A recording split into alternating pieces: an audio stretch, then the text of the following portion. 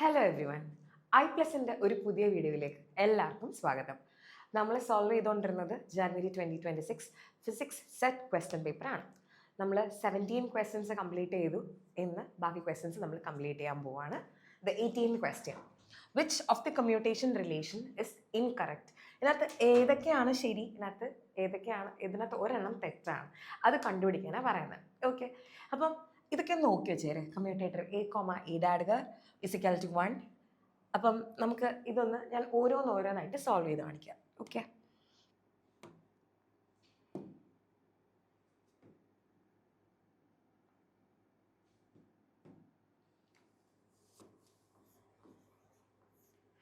ഈ കമ്മ്യൂട്ടേഷൻ റിലേഷനിലൊക്കെ നമ്മൾ അത്യാവശ്യം പഠിച്ചു വെച്ചിരിക്കേണ്ട കമ്മ്യൂട്ടേറ്റേഴ്സ് ഏതൊക്കെയാണെന്ന് പറഞ്ഞുതരാം.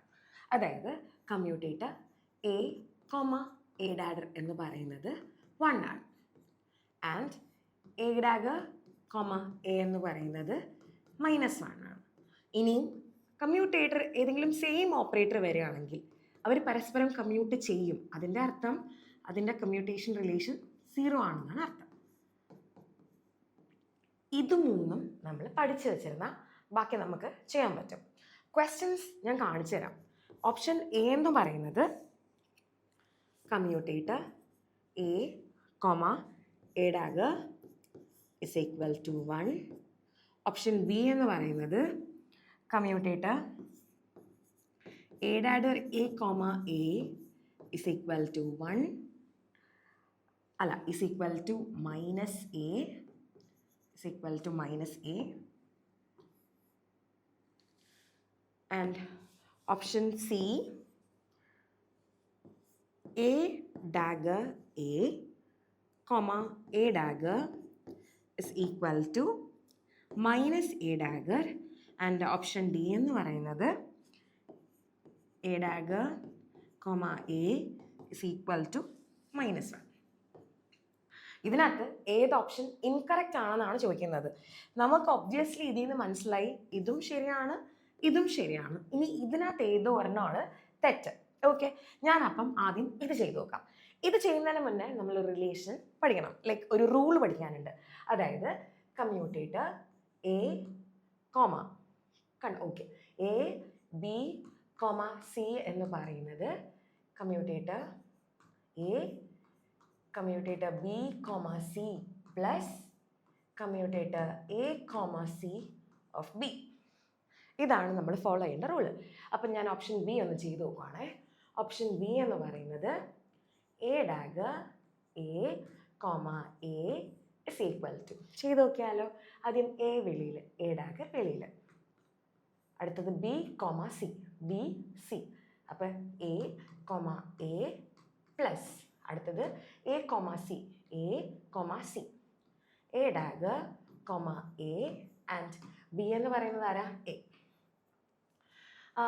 എ കണ്ടോ, സെയിം ഓപ്പറേറ്റർ കമ്മ്യൂട്ട് ചെയ്യും. ദേ കമ്മ്യൂട്ട്.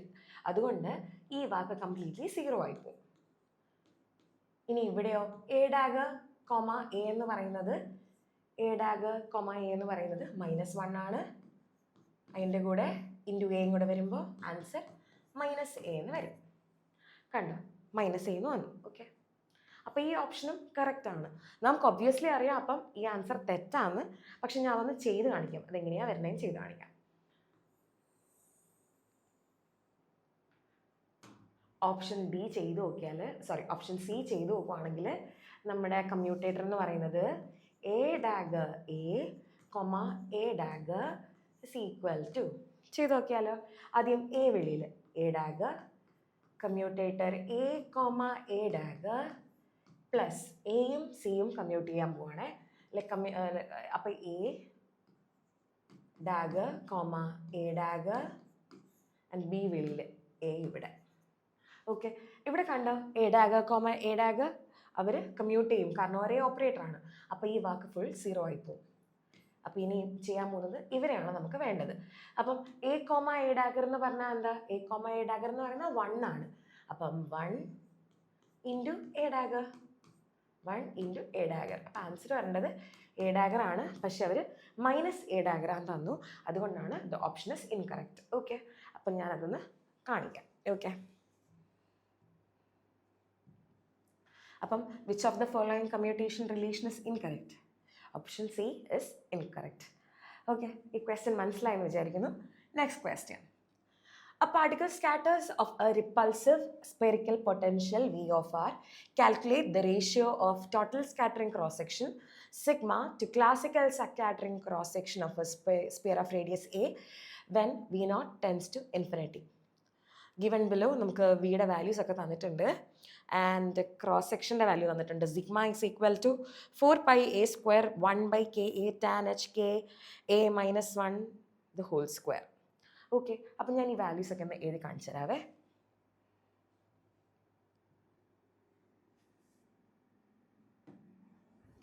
Question number 19. ഇവർ പറഞ്ഞേക്കുന്നതെന്ന് വെച്ചാൽ ക്രോസ് സെക്ഷൻ്റെ equation sigma is equal to 4πa² 1/ka tan h ka minus 1 the whole square. Okay,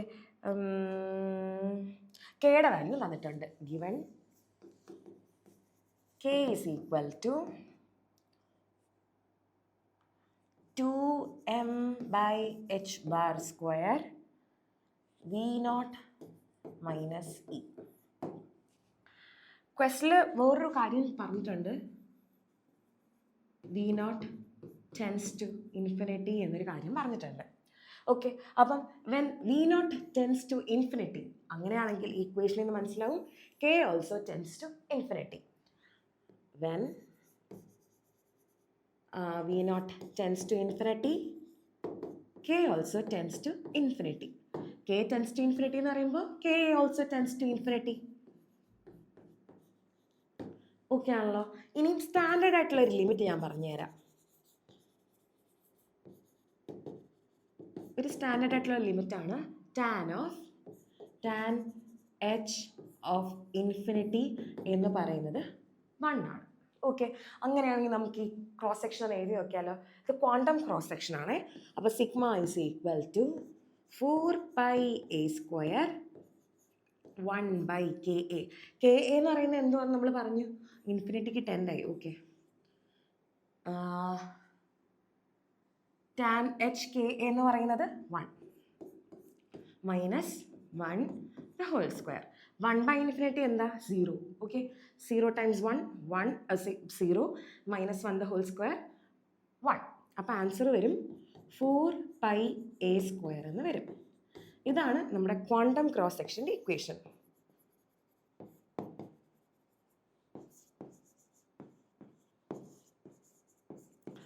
നമ്മളോട് അവരെന്താ പറഞ്ഞേക്കെന്ന് അറിയാമോ? ഈ ക്വാണ്ടം ക്രോസ് സെക്ഷൻ്റെയും ക്ലാസിക്കൽ ക്രോസ് സെക്ഷൻ്റെയും തമ്മിലുള്ള റേഷ്യോ കണ്ടുപിടിക്കാനാണ് പറഞ്ഞേക്കുന്നത്.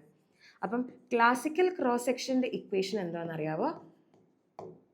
Sigma is equal to πa². Okay, അപ്പം നമുക്ക് രണ്ടും കൂടെ ഡിവൈഡ് ചെയ്ത് നോക്കിയാലോ. അപ്പം equation number 1 divided by equation number 2. Okay, classical എന്നും ഇത് ക്വാണ്ടം എന്നും എഴുതിയേക്കാം. അപ്പം equation number 1 divided by equation number 2 എന്ന് പറയുന്നത് 4πa² divided by πa². The answer is 4. നോക്കിയാലോ നമുക്ക് അങ്ങനെ ഒരു ആൻസർ ഉണ്ടോയെന്ന്.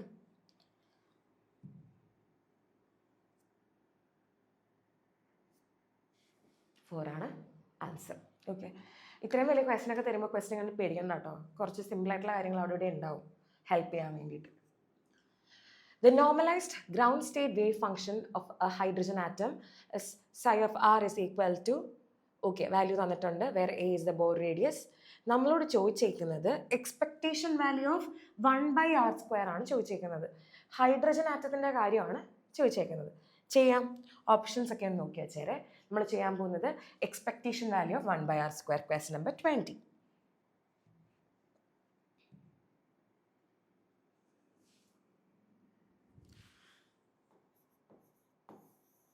Expectation value of 1/r² for hydrogen atom. Expectation value ചെയ്യാൻ എല്ലാവർക്കും അറിയായിരിക്കുമല്ലോ. Integral 0 to infinity psi star ഈ value 1/r² psi d2. Okay ആണല്ലോ. ഇനി for hydrogen atom.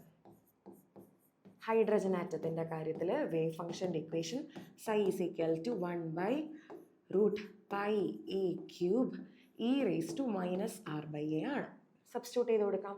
So 1/r², expectation value of 1/r² is equal to integral 0 to infinity 1/√πa³ e⁻⁻r/a, okay, into 1/r² into psi എന്ന വായിക്കുന്ന പകരം 1/√πa³ e⁻⁻r/a, d2 എന്ന വാക്കിന് പകരം spherical കോർഡിനേറ്റേഴ്സിൽ 4πr² dr.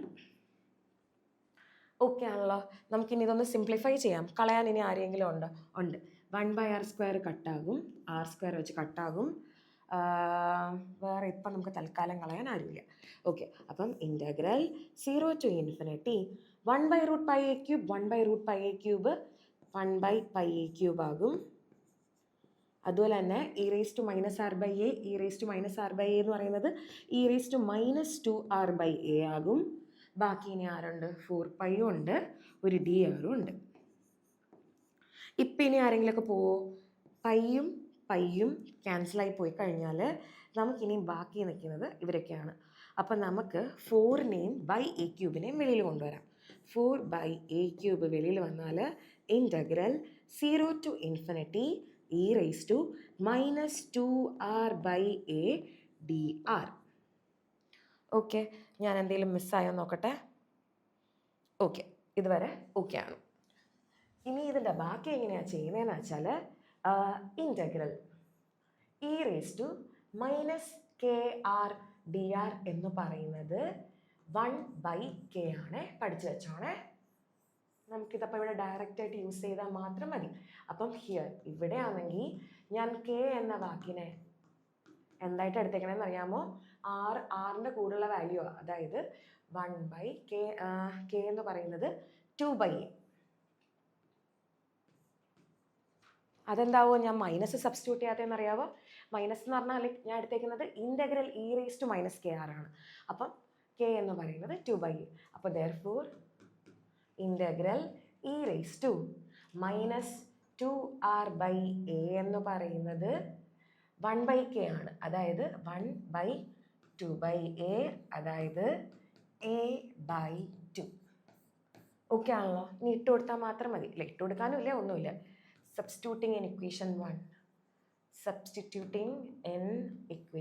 1 ചെയ്ത് വരുമ്പോൾ നമുക്ക് കിട്ടും 4/a³ ടൈംസ് a/2. 2 വെച്ച് ക്യാൻസൽ ആകും.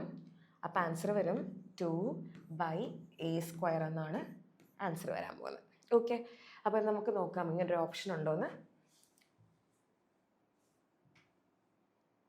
2/a² ഉണ്ട്. ഇത് തന്നെയാണ് answer. Okay, moving on to 21st question. A particle of mass m is confined in the ground state of a one-dimensional box extending from x is equal to -2l to +2l, wherein its wave function is psi of r is equal to psi0 cos πx/4l, where so constant find the energy eigenvalue.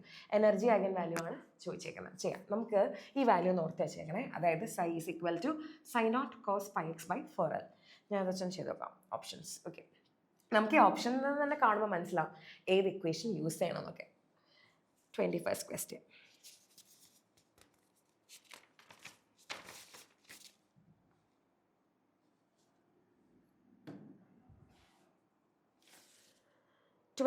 ക്വസ്റ്റ്യനിൽ നമുക്ക് തന്നിരിക്കുന്ന സാധനം psi of r is equal to psi0 cos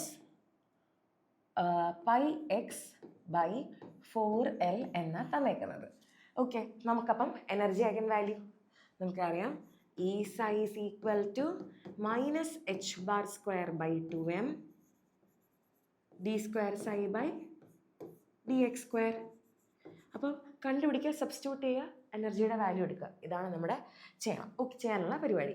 അപ്പം നമുക്ക് ആദ്യം d(psi/dx) ചെയ്യാം. d(psi/dx) അതായത് d/dx of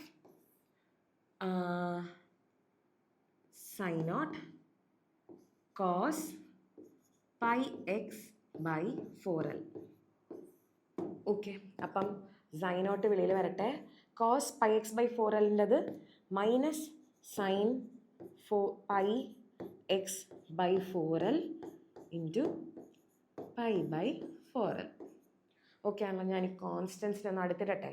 അപ്പോൾ answer minus sin0 π/4l sin πx/4l എന്ന് വരും. നമുക്കിതല്ല വേണ്ടത്, നമുക്ക് d²psi/dx² ആണ് വേണ്ടത്. ഓക്കെ, അത് ചെയ്യാം. അപ്പം d²psi/dx² എന്ന് പറയുന്നത് d/dx ഓഫ് ഇപ്പം കിട്ടിയ ആൾ ദൈവയാൾ sin0 π/4l sin πx/4l. Okay ആണോ? അപ്പം നമുക്ക് കോൺസ്റ്റൻസിനൊക്കെ ആദ്യമേ എഴുതാം. sin0 π/4l. ഞാൻ ഒരാളെ മിസ് ചെയ്തതുണ്ടോ? ഈ മൈനസ് സൈൻ ഇട്ട് കൊടുത്തില്ല, ഇട്ട് കൊടുത്തേക്കാം. ഓക്കെ, അതവിടെ കിടക്കട്ടെ, ഇതിൽ തന്നെ കിടക്കട്ടെ. sin πx/4l derivative cos πx/4l into π/4l. Okay ആണല്ലോ. അപ്പം ഇതെങ്ങനെ എഴുതാം? ഞാൻ ഇയാളെ ഒന്ന് ചേർത്ത് എഴുതട്ടെ. അപ്പം ആൻസർ വരും മൈനസ് sin0 π²/4l 16l². ബാക്കിയുള്ളത് cos πx/4l. ഓക്കെ, ഈ ഇത് കണ്ടോ, sin0 φ0 cos πx/4l എന്ന് പറയുന്നത് φ0 cos πx/4l എന്ന് പറയുന്ന ആൾക്ക് നമുക്ക് എന്ത് സബ്സ്റ്റിറ്റ്യൂട്ട് ചെയ്ത് കൊടുക്കാം? ഫൈ എന്ന വാക്ക് സബ്സ്റ്റിറ്റ്യൂട്ട് ചെയ്ത് കൊടുക്കാം. therefore d²psi/dx² എന്ന് പറയുന്നത് നമുക്ക് എന്ത് കിട്ടുമെന്ന് അറിയാമോ? ഫൈ മൈനസ് ഉണ്ട്, ബാക്കിയുള്ളത് π² 16l² എന്ന് കിട്ടി. നമുക്കിനി അവിടെ സബ്സ്റ്റിറ്റ്യൂട്ട് ചെയ്ത് കൊടുക്കാം. Substituting in equation 1. Substituting in equation 1. അപ്പോൾ എന്ത് കിട്ടുമെന്ന് വെച്ചാൽ ഈ psi is equal to minus h bar square by 2m. d²psi/dx² എങ്ങനെ എഴുതാം? Minus already okay, minus psi π²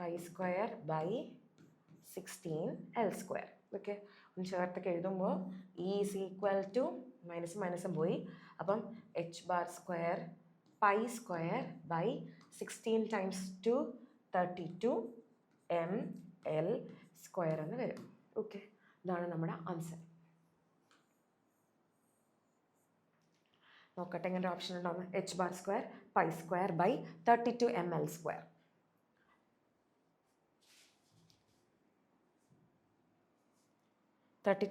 ഇയാളുണ്ട്. Okay, ഈ ക്വസ്റ്റനും മനസ്സിലായി എന്ന് ഞാൻ വിചാരിക്കുന്നു. Now 22nd question. In which wavelength region the Planck law reduces to Wien's law when applied to solar radiation? Basic theory ആണ്, ultraviolet regionിലായിരിക്കും. Okay. 23rd question. Which is true as far as temperature and entropy of photon gas is considered? Okay. Photon ഗ്യാസിൻ്റെ കാര്യത്തിൽ നിങ്ങൾ പഠിച്ചു വെച്ചേക്കട്ടോ. അതായത് വലുതായിട്ടല്ല, രണ്ട് കാര്യങ്ങൾ. അതായത് photon ഗ്യാസിൻ്റെ കാര്യം വരുമ്പോൾ എൻട്രോപ്പി എന്ന് പറയുന്നത് ടെമ്പറേച്ചറിൻ്റെ ക്യൂബുമായിട്ട് പ്രപ്പോർഷണൽ ആയിരിക്കും. അതുപോലെ തന്നെ എനർജി എന്ന് പറയുന്നത് ടെമ്പറേച്ചറിൻ്റെ 4th പവറായിട്ടും പ്രപ്പോർഷണൽ ആയിരിക്കും. അപ്പോൾ നിങ്ങൾക്ക് ഇതിൻ്റെ ആൻസർ അറിയാമായിരിക്കുമല്ലോ അല്ലേ? which is true as far as energy and entropy is considered. Entropy is directly proportional to cube of temperature. ഇതാണ് ആൻസർ വരേണ്ടത്. ഓക്കെ, എനർജിയും പഠിച്ചു വെച്ചു കേട്ടോ. ഇങ്ങനെ ഇതുപോലത്തെ ഏതെങ്കിലും ക്വസ്റ്റ്യൻസ് വരുമ്പോൾ ഇത് നോക്കുക, അതായിട്ട് ബന്ധപ്പെട്ടതും കൂടെ നോക്കുക. ഫസ്റ്റ് ക്വസ്റ്റിൽ നമ്മൾ ചെയ്തില്ലേ, കോസ് സ്ക്വയർ എന്നൊരു ടേം വരികയാണെങ്കിൽ പഠിക്കേണ്ടത് സൈൻ സ്ക്വയർ വന്നാൽ എന്ത് ചെയ്യും എന്നുകൂടെ പഠിച്ചു വെച്ചേക്കുക. ഇതൊക്കെ തന്നെ ആയിരിക്കും ചിലപ്പോൾ അടുത്ത പ്രാവശ്യം റിപ്പീറ്റ് ചെയ്ത് വരാൻ സാധ്യത ഉണ്ടാവുക. Find the free energy of N independent oscillations of a harmonic oscillator. ഒരു ഹാർമോണിക് ഓസിലേറ്ററിൻ്റെ find the free energy of N independent oscillations. Okay, ചെയ്യാം. Like free energy, Helmholtz free energy equation F is equal to minus KT natural logarithm Z ആണ്. Minus KT natural logarithm Z അങ്ങനെ ഒരു സാധനം ഉണ്ട്. ഇത് ഇവിടെ ഉണ്ട്, സോറി 1 സെക്കൻഡ്, ഇതാ ഇവിടെ ഉണ്ട്, ഇവിടെയാണ് മൈനസ് ഉള്ളത്. അപ്പം നമുക്കത് കാണുമ്പോഴേ ഇത് ഉറപ്പിക്കാം, പക്ഷെ എന്നാലും ഒന്ന് ചെയ്ത് നോക്കാം. N ഇൻഡിപെൻഡൻറ്റ് ഓസിലേഷൻസ് എന്നോട് പറഞ്ഞിട്ടില്ലേ. അപ്പം നമ്മളിത് ചെയ്യേണ്ടത് എങ്ങനെയാണെന്ന് വെച്ചാൽ question number 24.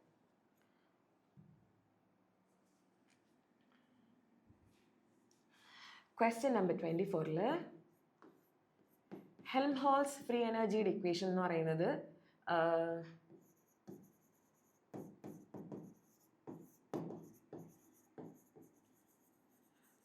F is equal to minus KT natural logarithm Z. Okay, Z എന്ന് പറയുന്നത് പാർട്ടീഷൻ ഫംഗ്ഷൻ ആണ്. Partition function four one oscillation, KT by H bar omega. നമ്മളോട് അവർ ചോദിച്ചിരിക്കുന്നത് for n number of oscillations ആണ്. ഫോർ n ഓസിലേഷൻസ് വരുമ്പോൾ നമ്മൾ എന്താ ചെയ്യേണ്ടതെന്ന് അറിയാമോ? Z raised to n എന്ന് എടുക്കുക. അപ്പോൾ എന്ത് വരും? KT by H bar omega the whole raised to n. അങ്ങനൊരു സാധനവും ഇല്ല. അപ്പം നമുക്ക് ഇതിൻ്റെ നാച്ചുറൽ ലോഗറിതം എടുക്കാം. അപ്പം F is equal to minus KT natural logarithm KT by H bar omega raised to n എന്ന് പറയുമ്പോൾ എങ്ങനെ എഴുതാമെന്ന് അറിയാമോ? എൻ്റെ ഫ്രണ്ടിൽ പോട്ടെ, minus N KT natural logarithm KT by H bar omega. ഇതാണ് ആൻസർ. നേരത്തെ ഓർമ്മ ഉണ്ടായിരിക്കുമല്ലോ, ഓപ്ഷൻ ഡി ആയിരുന്നു അത്. അതായത് അവർ പറഞ്ഞിട്ടുണ്ട് കേട്ടോ, പാർട്ടീഷൻ ഫംഗ്ഷൻ ഇത് ഇക്വേഷൻ യൂസ് ചെയ്യാനെന്നൊക്കെ. Final answer. Now moving on to the 25th question. Like ഭയങ്കര നല്ല എളുപ്പമുള്ള ക്വസ്റ്റ്യൻ ആണ്. Find the ratio of magnetic induction at the center of a very long solenoid to that at the extreme edge. നടുക്കുള്ള magnetic induction ൻ്റെ വാല്യൂവും പിന്നെ എഡ്ജിലുള്ള magnetic ഇൻഡക്ഷൻ്റെ വാല്യൂവും in the case of a long solenoid divide ചെയ്ത് എഴുതാനാണ് പറഞ്ഞേക്കുന്നത്. ചെയ്ത് നോക്കാം.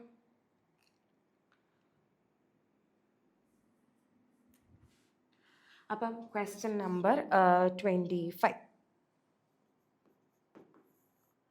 ലോങ് സോളിനോയിഡിൻ്റെ കാര്യം വരുമ്പോൾ magnetic induction at the centre എന്ന് പറയുന്നതിൻ്റെ ഇക്വേഷൻ എന്ന് പറയുന്നത് V is equal to μ0 Ni ആണ്. ഇനിയും അതിൻ്റെ എക്സ്ട്രീം എഡ്ജിലുള്ള കാര്യം, മാഗ്നറ്റിക് ഇൻഡക്ഷൻ എന്ന് പറയുന്നത് ഇതിൻ്റെ പകുതിയായിരിക്കും, സെൻറ്ററിലുള്ളതിൻ്റെ പകുതിയേ ഉണ്ടാവുള്ളൂ. അപ്പം ഇതിൻ്റെ റേഷ്യോ എടുക്കാനാണ് പറഞ്ഞേക്കുന്നത്. ഒറ്റ നോട്ടത്തിൽ നമുക്ക് 1/2 എന്ന് തോന്നൂലേ? തോന്നില്ല അല്ലേ? വെട്ടി പോവുക, 2 മോളിൽ പോകുമ്പോൾ 2:1 എന്നാണ് ആൻസർ വരിക. ഓക്കെ,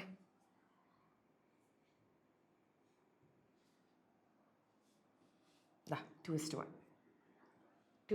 ആണ് answer. Moving on to the next question. The amount of scattered light in Rayleigh scattering is proportional to. ഓർത്ത് വെച്ചിരുന്നാൽ മതി, ഒരു തിയറി പാർട്ടാണ്. എമൗണ്ട് ഓഫ് സ്കാറ്റേർഡ് ലൈറ്റ് എന്ന് പറയുന്നത് ഇൻവേഴ്സ്ലി പ്രൊപ്പോർഷണൽ ടു λ⁴ ആയിരിക്കും കേട്ടോ. Option A. Moving on to 27th question. A point charge is kept at the midpoint between two large parallel grounded conducting plates assuming there is no gravity, the charge is displaced a little towards the right plate. The charge will now dash. രണ്ട് parallelly grounded ആയിട്ടുള്ള രണ്ട് പ്ലേറ്റ്സിൻ്റെ നടുക്ക് ഒരു point charge വെച്ചിരിക്കുകയാണ്. എന്നിട്ട് അതിൻ്റെ right പ്ലേറ്റിലോട്ട് ചെറുതായിട്ടൊന്ന് അട്രാക്ട് ചെയ്തിട്ട് വെച്ചിട്ടുണ്ട്. അങ്ങനെയാണെങ്കിൽ ആ ചാർജിന് എന്ത് പറ്റും എന്നാണ് ചോദിച്ചിരിക്കുന്നത്. ഓക്കെ, അപ്പം ഏതെങ്കിലും ഒരു ഗ്രൗണ്ടഡ് പ്ലേറ്റിൻ്റെ അടുത്ത് ഒരു ചാർജ് ഇരിക്കുവാണെങ്കിൽ ഒരു അട്രാക്ഷൻ കാരണം, ഒരു മ്യൂച്വൽ അട്രാക്ഷൻ കാരണം അത് സെൻറ്ററിൽ തന്നെ ഉണ്ടാവും. ഓക്കെ, ഇനിയും അതിനെ ഏത് പ്ലേറ്റിൻ്റെ അടുത്തോട്ടാണോ ലൈറ്റായിട്ട് ഡിസ്പ്ലേസ് ചെയ്ത് വെച്ചിരിക്കുന്നത് അങ്ങോട്ട് അട്രാക്ഷൻ കൂടുതലായിരിക്കും. ഇപ്പോൾ ഒരു ക്വസ്റ്റിനെ പറഞ്ഞിട്ടുണ്ട് റൈറ്റ് പ്ലേറ്റിൻ്റെ അടുത്തോട്ടാണ് കൂടുതൽ ലൈക്ക് കുറച്ച് അധികം ഡിസ്പ്ലേസ് ചെയ്ത് വെച്ചിരിക്കുന്നത്. സോ ഒബ്വിയസ്ലി ആ ചാർജ് റൈറ്റ് പ്ലേറ്റിന് അങ്ങോട്ട് അട്രാക്റ്റഡ് ആവും. That is it accelerate towards the right plate. Option B ആണ് ആൻസർ വരുന്നത്. ഓക്കെ, നമ്മൾ ഇന്നത്തെ പോർഷൻ ഇവിടെ വെച്ച് നിർത്തുകയാണ്. ഇവിടെ വരെയുള്ളതെല്ലാം നിങ്ങൾക്ക് മനസ്സിലായെന്ന് വിശ്വസിക്കുന്നു. അടുത്ത വീഡിയോയിൽ കാണാം. Thank you.